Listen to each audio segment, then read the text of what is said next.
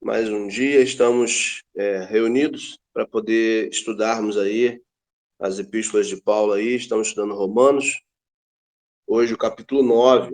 E aí a gente vai fazer aquele resumo que a gente sempre faz, uma relembrança aí para os irmãos que estavam nas semanas anteriores, né? Lembrando aí que é sempre importante observar, quando se estuda o Rabi Shaul, né, os pronomes que ele utiliza, nós, nossos, ele fala dele do povo de Israel, e vós, vocês ou vossos, ele fala dos gentios ou para gentios. Outro ponto que nós temos que observar é com relação aos 3 pontos para a interpretação da epístola, né?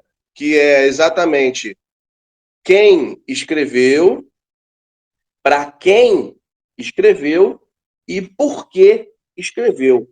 É muito importante nós termos em mente, tá? O autor da carta, o receptor da carta, né? E o motivo pela qual a carta foi escrita. Lembrando que nosso texto hoje, que nós temos em mãos, ele está dividido em versículos, em capítulos e versículos, mas quando ele foi escrito não era assim. Era um texto completo. E é por isso que muitas pessoas acabam interpretando errado, porque não pegam o contexto do que está sendo dito ali dentro de um compêndio inteiro, dentro de um compêndio completo. Tá? Essa epístola aos Romanos, Paulo está escrevendo para uma comunidade, tá, que era primordialmente de ex-gentios, tá? Primordialmente de ex-gentios, ou seja, pessoas que estavam se aproximando ao povo de Israel através de Yeshua Mashiach, né? Estavam se aproximando ao povo ali já há algum tempo, eles não eram totalmente leigos, né? Na questão de obediência da Torá e tal, mas Paulo está falando aqui também, em alguns momentos, como nós vemos aí no capítulo 2, capítulo 3, nós vemos Paulo falando, né, direcionando o assunto ao qual ele está falando para algumas pessoas específicas. Ele fala de algumas pessoas específicas, uma classe de pessoas específicas que, no caso, são prosélitos, ou seja, gentios que se tornaram judeus, gentios prosélitos, que se converteram ao judaísmo. E aí esses não são considerados aproximados, né? Ou seja, enxertados. Ou seja, esses são prosélitos, eles se tornaram judeus, tá? Eles se tornaram judeus. Então há uma diferença. E esses prosélitos que se tornaram judeus estavam gerando algumas polêmicas ali na comunidade de Roma, né? Por isso, Paulo vai falar algumas coisas. Se você pegar o capítulo 2, capítulo 3, você vai ver isso daí com bastante clareza. Inclusive, ele falando de forma a que nós possamos entender que alguns judeus ali queriam ser mais judeus do que outros, algo que ele já fala também em outra epístola, né? E ele vai justificar aí o que ele está falando. E você vai seguindo o contexto e vai vendo que no capítulo 5 ele começa a falar a respeito da obediência, né? Vai falar a respeito da justificação pela fé, né? O que é ser justificado? Ele começa a trazer o exemplo de Abraham, que foi imputado a ele como justiça o fato dele ter obedecido a Deus, né? E nós explicamos isso daí no momento em que demos esse capítulo, né? Inclusive o capítulo 5, ele é uma introdução para o capítulo 7, eu falei isso também, ele é uma introdução para o capítulo 7.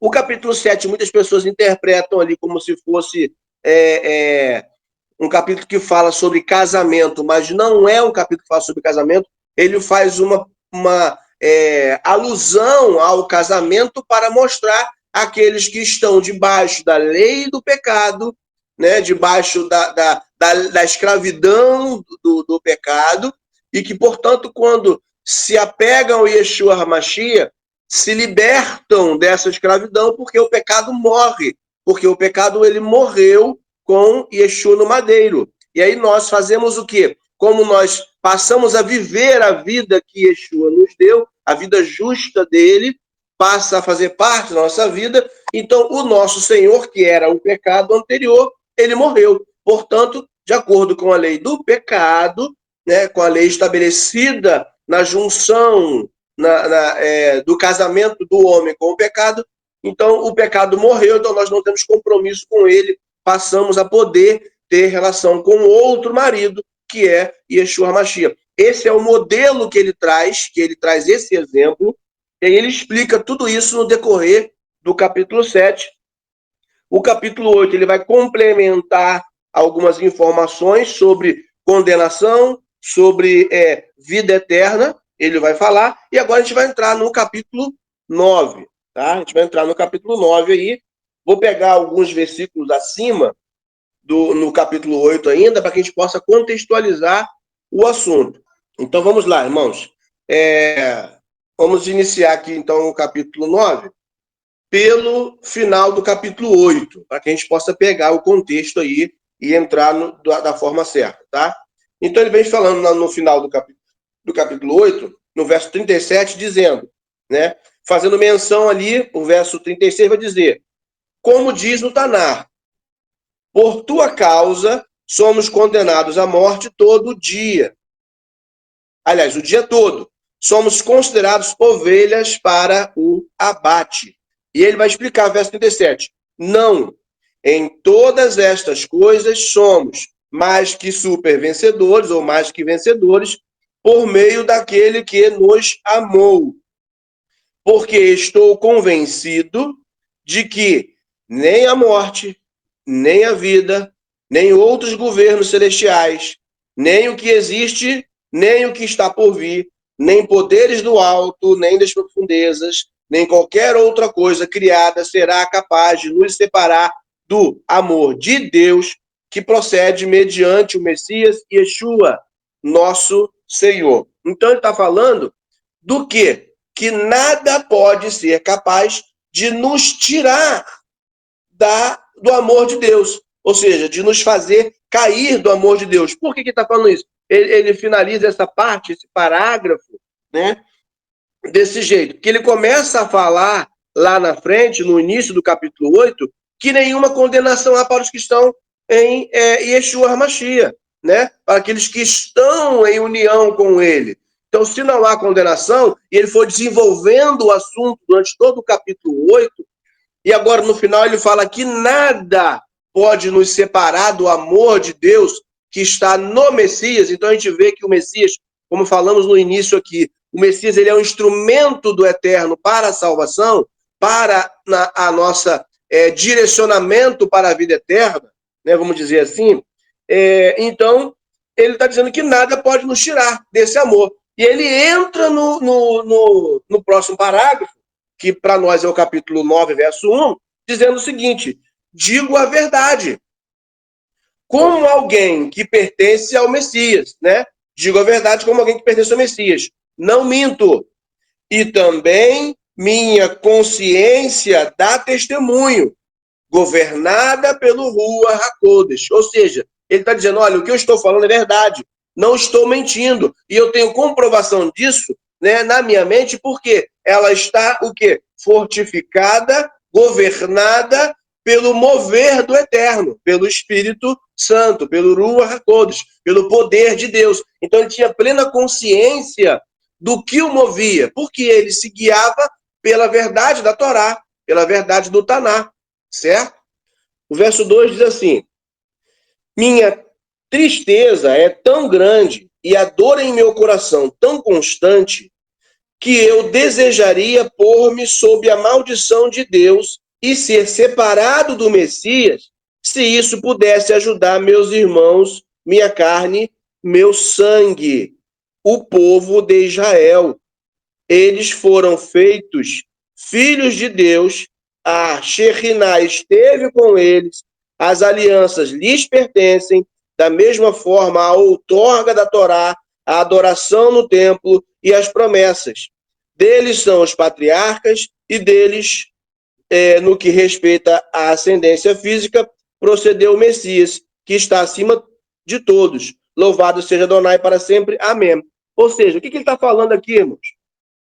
Paulo está mostrando que, olha, nada pode nos separar do amor de Deus. E ele diz que o que ele está falando é verdade. E aí ele vai complemento dizendo que ele tem tristeza no coração de saber que muitos irmãos dele, né? Ele está falando sobre a autoridade que os judeus de sangue perderam, a autoridade que tinha sido dada a eles, que eles perderam. E Paulo está deixando isso claro para nós. Olha só, deles é a autoridade, deles é a palavra escrita, deles é a outorga da Torá, deles são as promessas, a Torá, o serviço no templo, a presença de Deus estava com eles e tal.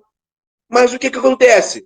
Isso aí, eles conseguiram, por causa da cegueira, por causa dos dogmas, por causa de legalismo, eles acabaram perdendo isso por não visualizar Yeshua como Messias.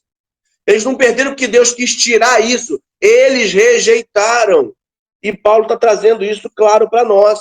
E aí a gente tira daqui uma coisa importante, porque aqui Paulo deixa muito claro, deles, tá? Deles é a promessa, né? O Eterno chamou eles de filhos, né? Com eles estava a presença. A aliança pertence a eles, né? A outorga da Torá, a adoração no templo e as promessas, ou seja, hoje em dia chama-se qualquer lugar de casa de Deus, mas não, a casa de Deus é lá no Monte Moriá, e a própria palavra Moriá, irmãos, Moriá significa Makon Re'e Iá, ou seja, lugar que se vê Deus. Aí ele está falando aqui que a adoração no templo e as promessas e os patriarcas é tudo de Israel. E nós que somos gentios, somos enxertados nisso tudo e passamos a pertencer e a ter isto também porque fomos enxertados e usufruímos da mesma seiva. Por isso que ele sente tristeza, porque nada pode tirar do amor de Deus, mas eles o fizeram o quê? Rejeitaram. Seguindo aqui o verso 6, ele vai comprovar o que eu falei, do que ele está falando, olha. Verso 6, entretanto, a presente condição de Israel não significa que a palavra de Deus tenha falhado. Ou seja, como o povo vive hoje cego, sem enxergar o Messias verdadeiro, né? Como o próprio Rav Yohanan falou aí, que não tem como um Messias nascer hoje, porque o território que ele nasceria é palestino. Então, tem que se reconhecer que Yeshua é o Messias, porque ele já nasceu e já cumpriu várias das profecias, né? E eles não conseguem reconhecer. Então, por que eles não reconhecem? Porque eles estão vivendo, eles obedecem a Torá, mas não cumprem o princípio do amor. Deus falhou? Olha, essa é a discussão que Paulo está trazendo aqui no texto dele. Deus falhou? Ele vai falar, não. Ele continua dizendo, porque nem todos os de Israel são verdadeiramente parte de Israel. Agora, preste atenção nisso aqui. Pastores, igrejas, né, teologia cristã, tá? Costumam usar esse texto aqui para se dizer o novo Israel. Aqui está a base, tá, do antissemitismo entre cristãos. Aqui está a base da pessoa dizer que ele é o Verus Israel. Né? O cristianismo fala muito isso, o Verus Israel, o Israel verdadeiro. Aqui está a base, só que é uma base mal interpretada. Porque Paulo está dizendo aqui, quando ele fala que nem todos os de Israel são verdadeiramente parte de Israel, porque ele está dizendo o quê? Porque nem todos que estão aqui estão vivendo a Torá de acordo com o que foi dito lá atrás. Porque lá atrás, no Sinai, quando Deus promulgou, Deus outorgou a palavra, o povo disse, o Israel lá atrás disse, nós cumpriremos e ouviremos e obedeceremos. Então, quem ouve e obedece, esse é o verdadeiro Israel. Quem ouve e obedece, entende que Yeshua, o Messias, segue de acordo com a vida justa dele, pelos méritos dele, e consegue ter visualização perfeita da Torá e dos profetas nos textos nazarenos. É disso que Paulo está falando. E é interessante como realmente nós somos rejeitados, tanto por um povo como outro. Nós ficamos ali no meio, né? Ali recebendo pedrada dos judeus e recebendo pedrada dos cristãos, né? Por quê? Porque nós estamos ali tentando viver de acordo com o que está escrito. E ontem, no culto aqui, uma irmã falou que exatamente isso. Ela deixou claro, ela conversando com o marido dela, que queria começar a guardar Shabat, e o marido dela falou assim, mas a gente tem que pesquisar melhor isso aí, tem que ver melhor isso aí. E ela dizendo que falou para o marido, que olha, melhor é a gente viver de acordo com o que está escrito. Né? Se está escrito, vamos viver. Eu só quero viver o que está escrito. Eu não vou virar judia, não quero, não. Eu quero viver o que está escrito. Se a Torá fala que eu preciso celebrar Shabat, guardar Shabat, eu quero celebrar Shabat, guardar Shabat. Eu quero viver as festas. Eu quero viver o que está escrito. Né? Então, isso é algo que E a gente vai vendo isso acontecendo. Né? Só que aí, realmente, você toma a decisão de seguir e obedecer a palavra, o que acontece é que você não vai ser bem visto, nem por um, nem para o outro. Você perde amigos. Pessoas que frequentavam a sua casa param de frequentar. Pessoas que conviviam com você deixam de conviver. Pessoas que seguiam seu perfil no Instagram, no Facebook, em qualquer lugar, deixam de seguir. Por quê? Porque você agora é uma pessoa diferente. Você é alheio a esse mundo que elas vivem. E aí, para elas, não serve. Mas Paulo está trazendo isso para nós bem claro aqui, nesse contexto aqui. Certo? Vamos lá. Verso 7. Na verdade, nem todos os descendentes são a semente de Abraão. E veja que aqui, tá? O Paulo, né, o Rav Shaul, está fazendo aqui um cruzamento, né, um midrash aí, com Divrei Hayamim, que é Beit, né, que é 2 Crônicas 20, verso 7, e Terrilim, Salmo 105, verso 6, tá? Quando vai falar aí sobre a semente de Abraão. E ele continua dizendo, olha, na verdade, nem todos os descendentes são a semente de Abraão. Ao contrário, a partir de Yitzhak deve ser considerada sua semente, tá? E aí vai lá para Gênesis, Bereshit 21, 12. O que ele está falando aqui? Porque Abraão teve 2 filhos, né? Isso no primeiro momento, depois teve mais. Mas no primeiro momento ele teve 2 filhos, Ismael e Yitzhak. E aí ele está dizendo que, na verdade, nem todos os descendentes são a semente de Abraão, certo? Nem todos. Aí ele fala, ao contrário, a partir de Isaac deve ser considerada a sua semente. Então, a semente de Abraão, a verdadeira semente, que é a semente da promessa que as famílias da terra seriam abençoadas e tal, a partir dessa semente, né, pode-se encontrar aí a verdadeira semente, certo? E ele vai continuar no verso 8. A gente viu aí, naquele estudo que nós fizemos aí, entendendo os textos de Paulo, está lá no meu canal, né? Tem, se eu não me engano, 5 vídeos, e nós pegamos um texto de Gálatas, a qual Paulo faz essa comparação aí de Agar e Sara, Ismael e Isaac, né? Quem é quem ali, quem é o verdadeiro ali da promessa, né? Ele faz essa comparação aí.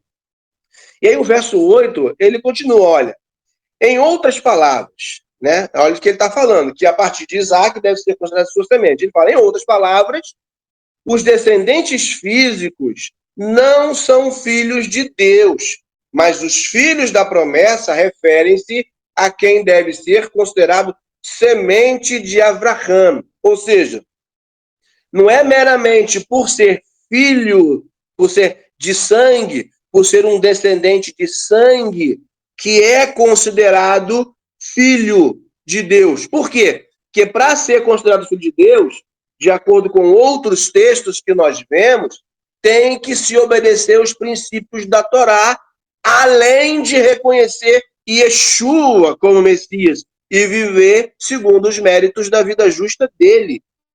Então, precisa-se de algo mais, além de meramente o sangue. Então, não é algo que ele está falando aqui, não é algo que é legalista. É além disso. E aí ele continua seguindo, verso 9. Porque isso é o que a promessa disse. No tempo devido, virei e Sara terá um filho. Verso 10. Quanto mais o caso de Rívca, porque seus filhos tiveram o mesmo pai, Isaac, nosso pai.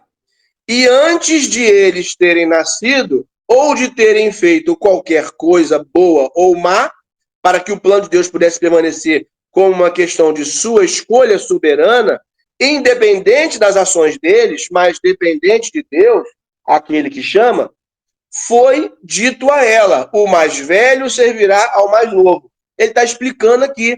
O que ele está explicando? Que não é no legalismo, na base do legalismo. Não é na base do, porque isso aqui é o justo. Não. É na base da escolha de Deus. Assim como Deus escolheu antes Jacó em detrimento de Esaú, que era primogênito, que era mais velho, né? Ele também escolheu aqueles que não são descendentes de sangue, mas que obedecem e cumprem a Torá. E aí, misturado entre descendente de sangue e não descendente de sangue. É lindo. Vamos seguir. Aí ele continua dizendo, o mais velho, verso 11, né? No finalzinho ali, verso 12. Foi dito a ela, o mais velho servirá ao mais novo. Isso concorda com a passagem em que está escrito: amei Jacó, mas odiei a Esaú. Ou seja, ele está falando aqui de Malachi 1, 2 e 3. Malaquias, capítulo 1, verso 2 e 3. Seguindo, verso 14. Ele diz, olha, por isso devemos dizer, é injusto Deus fazer isso? Ou seja, Deus colocar como verdadeiramente filho aquele que não é de sangue? Olha o que Paulo vai dizer. Hasver Halila, de jeito nenhum. Deus não permita.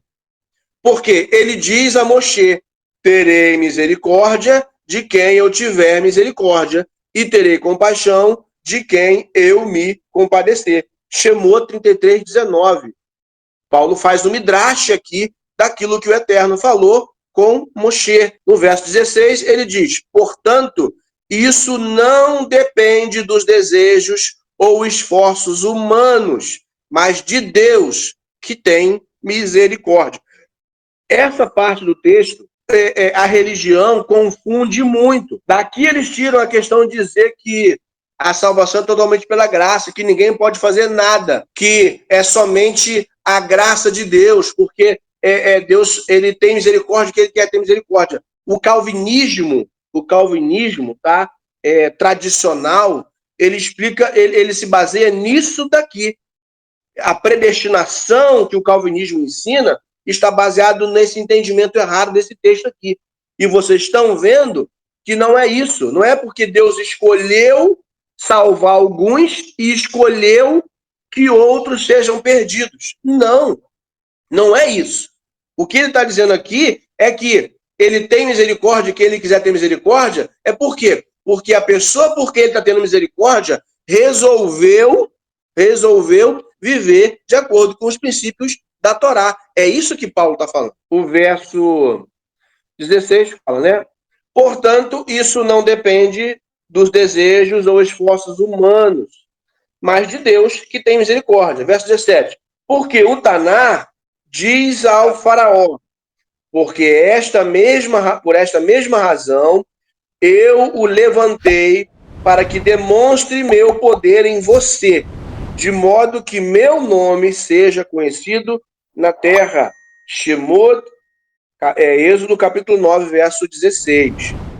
Então ele está dizendo, olha, Deus está dizendo que escolheu, né, Faraó para levantar, né, para permitir que Faraó endurecesse o coração, para que Deus pudesse revelar o nome dele e o poder dele na terra, para que as pessoas pudessem ver aquilo que Deus pode fazer, pode manifestar na terra, né? Que os grandes que vieram antes de Yeshua, que nasceu muito depois, né, servirão a ele. Ou seja, Deus escolheu isso. Deus quis isso. E quem é que pode confrontar isso, né? Verso 18. Portanto, ele tem misericórdia de quem quiser e endurece a quem quiser, que o coração de Israel foi endurecido, né? Isso já é com base no texto bíblico do próprio apóstolo Paulo, né? Porque nós estamos vendo aqui, porque eles tiveram a sua visão cegada porque não reconheceram Yeshua. Então a visão deles foi colocado um véu, foi colocado uma cobertura sobre eles. Para que isso? Com um propósito. Eles não reconhecem, né, Yeshua como Messias, e aí o seu coração fica endurecido. Eles vivem no legalismo, obedecem Torá e tudo, mas não seguem o princípio do amor. E aí, o que acontece? Nós estamos tendo oportunidade. Os remanescentes, né, Israel, as 10 tribos que estão perdidas, né, estão tendo oportunidade de voltar para o eterno, enquanto o povo de sangue está ali com o entendimento cegado. E aí eles vão despertando. E isso vai gerando ciúmes nele. O apóstolo Paulo vai falar sobre isso aqui, não me lembro se nessa carta aqui ou se em outra, mas ele vai falar sobre isso. Tá? E aí isso tem um propósito, né, para gerar esse ciúme, para gerar essa necessidade de transformação deles aí. Verso 19.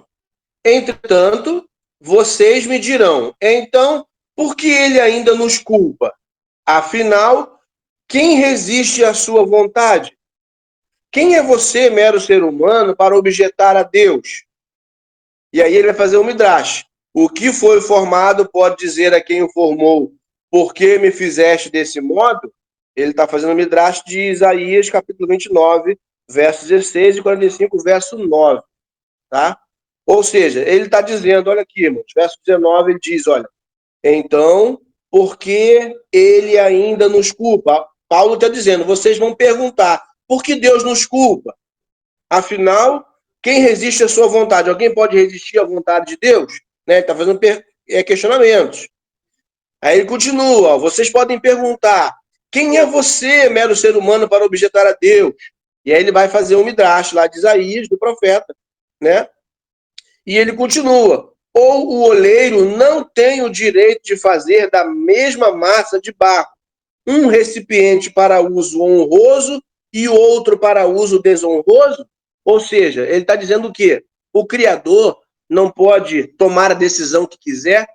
Ou seja, ele era obrigado a pegar os descendentes de sangue de Israel e mantê-los ali como prioridade, mantê-los ali como primogênitos em detrimento de outro que obedece e que segue a vontade de Hashem do modo como ele quer, como está escrito na palavra? Não, ele faz do jeito que ele quer. Então ele coloca um para honra e outro para desonra. É isso que ele está falando. Ele não está dizendo aqui, como o calvinismo, como a teologia vai dizer aí, que Deus escolheu alguém para ser perdido e alguém para ser salvo. Não é isso que ele está falando aqui. Ele está falando com relação à escolha de Deus e não com relação ao que foi escolhido. Certo? Então vamos lá.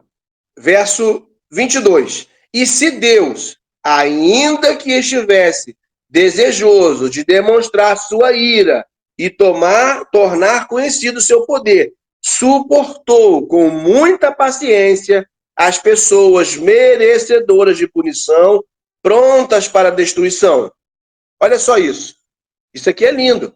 Se Deus, mesmo que estava desejoso de demonstrar sua ira e tornar conhecido seu poder. Por quê? Porque o Egito estava abusando da misericórdia de Deus. O que estavam fazendo, a forma como estavam agindo, o que estavam fazendo com Israel, fazia deles pessoas dignas de serem punidas, né? Mas ainda assim, Deus suportou tudo isso. Rav Shaul continua com as perguntas que o povo podia fazer, que os romanos podiam fazer. Verso 23, ele diz, olha, quer dizer, se ele o fez para tornar conhecidas as riquezas de sua glória, aos objetos de sua misericórdia, aos quais preparou de antemão para a glória, isto é, a nós, olha só, está falando dos judeus. Olha a questão do pronome aqui, ó. Isto é, a nós, quem são aqueles que Deus preparou de antemão como objeto da sua glória? Está falando dos judeus, tá? Daqueles que seriam considerados filhos de Deus, os primogênitos, né? O filho verdadeiro. Ele continua dizendo, a quem ele chamou, não apenas dentre os judeus, mas também dentre os gentios, aí ele faz a pergunta, ó. Então quer dizer que Deus pode tornar essas riquezas conhecidas, né? As glórias que tinham sido destinadas apenas para aqueles que foram escolhidos, ele pode fazer isso também para os gentios? Olha só a pergunta. Aí ele fala, como diz em Oséias, capítulo 2, verso 25 e 1, verso 10. Ele fala assim, ó, a quem não era meu povo, chamarei meu povo. A quem não era amada, chamarei amada. Ele faz um midrash, olha. E no mesmo lugar em que lhes foi dito, vocês não são meu povo, eles serão chamados filhos do Deus vivo. Ou seja, está falando de remanescentes, está falando de gentios que não tinham Deus, não tinha promessa, não era povo de Deus, mas passou a ser chamado povo de Deus. E Paulo continua, verso 27. Contudo, Yeshayahu, com referência a Israel, clama. Ele vai fazer um outro midrash agora em Isaías 10, verso 22 e 23, dizendo, ainda que o número do povo de Israel seja tão grande quanto o número dos grãos da areia do mar, apenas o remanescente será salvo. Verso 28, porque Adonai cumprirá sua palavra na terra, com certeza e sem demora.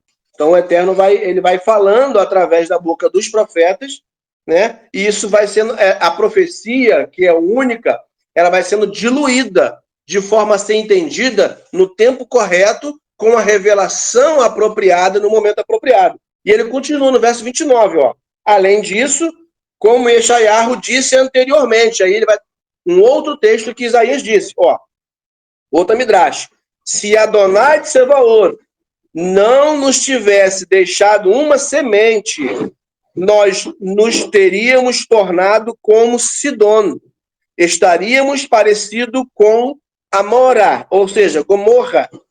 O que ele quer dizer? Se o Eterno não tivesse deixado uma semente remanescente que obedeçam à palavra, né? O que teria acontecido com o povo de Israel? Com o tempo, teria desaparecido, assim como aconteceu com Sodoma e Gomorra.